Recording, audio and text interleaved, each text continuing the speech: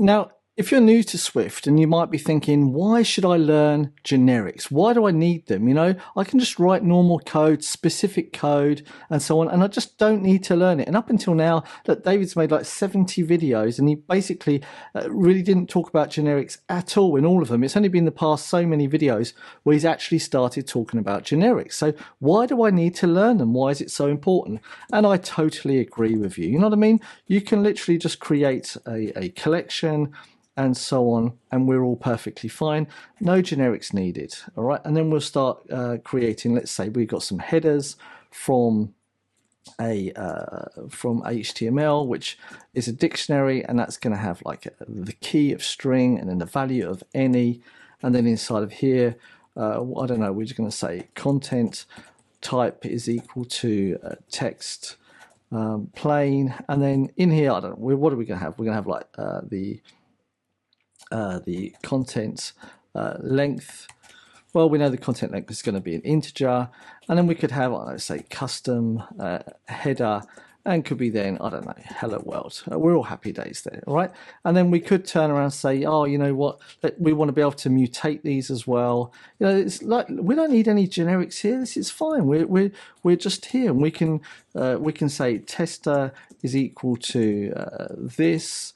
We're fine, and we can add another header here, and we can say other, and we can make this then a number 3, and we're fine, and we can come to items and look, and we say append new element of new integer, and we can say 5, and we're all fine. And if we want to iterate over things, we can say for each, and we've got int here. Look, see, it's all specific. You know, we've got literally items, we've got integer, and we've got a value, and we can come here and we can say print. Print, spelling it correctly, print, and we've got value. No need whatsoever to learn generics. You know, we've got this. We can use structs, we can use classes, collections, dictionaries, enums, functions, closure, you name it. We just don't need generics. That's very interesting. Yeah, we don't need to. Well, let's infer. Let's use type inference to see what this is. Well, look, we've got a collection of integers. No generics needed there. Well, why don't we write it in its actual real form rather than writing it in this form, because this is like, it's just like an alias to something else. So it's an array. What we've got here is an array. Well, it's actually a collection. First of all, we have a collection, right? And there's 2 types of collections. There's an array, well, actually 3, sorry. There's an array, there's dictionary, and there's sets. All right, so in this sense, we've got an array. And so we now have an array. But when we compile this, the compiler is so good for us, it's gone, I know what type you've got, right? It's actually of type int. You see what I mean? And when we run this, it's all happy. And if we say tester here, this is where it starts going, I don't know where test is. But just for the sake of showing you here, the compiler has gone, I know what items is. Look, oh look, it's got an element here, and I've worked out that it's an integer. So the compiler was so clever that it could even infer without you telling what type it was, right? But isn't that generics that we've got there? Maybe so, right? What about this? This is a dictionary. We've just talked about dictionary as well. And when we run this, now it can't work out what string and any are, right? However, we can just say to the generics of it, hey, I want you to have it with a string and any, and boom, once again we've got headers, and our code never changed, right?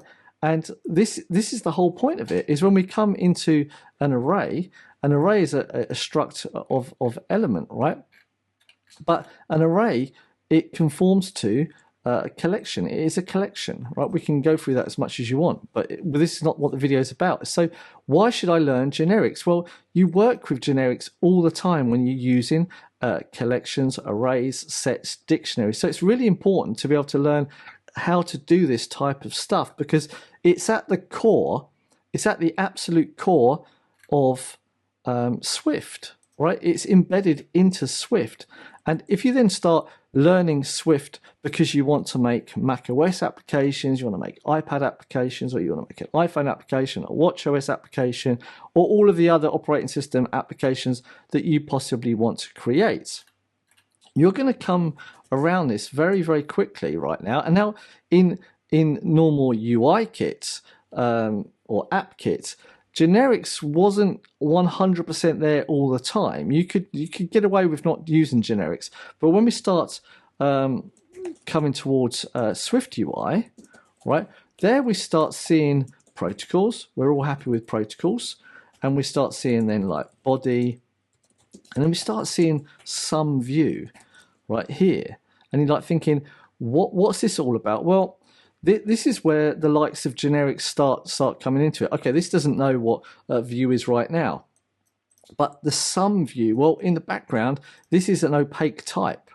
And so the question is why should I start learning or understanding generics? Well, is when you start coming to Swift UI, this code will actually compile, right? Because it will know about view, and as long as it will know about view and it will know about this. The only problem that we have here right now is that it doesn't know what view is. So let's make it know what view is.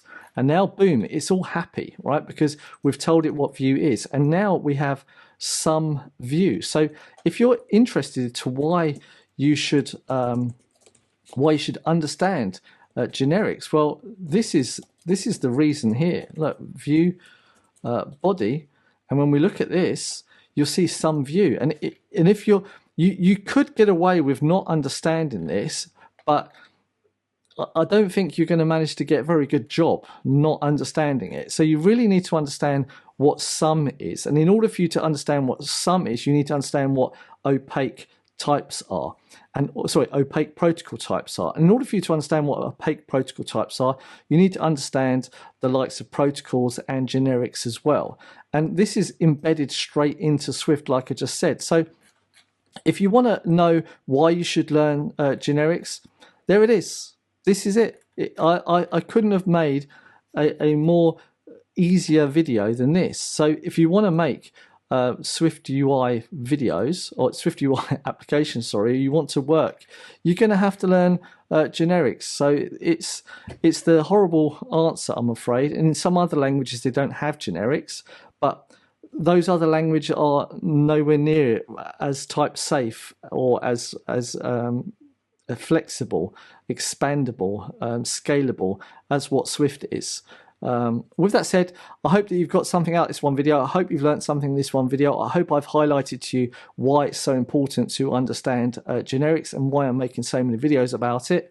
Don't forget to like, subscribe, share, and if you do have any questions, then feel free to start a conversation in the comment section down below. Other than that, there's a whole bunch of other generic videos that I've already made, and I'm going to make some more in the future as well, because we still haven't really gone deep into opaque and box protocol types. However, I think we've already introduced them a lot, and we've talked about generics so much that I think you already have a really good understanding of what they are. So with that said, thank you very much for watching. My name's David Thorne, and I'll see you in the next video. Ciao, ciao, and goodbye.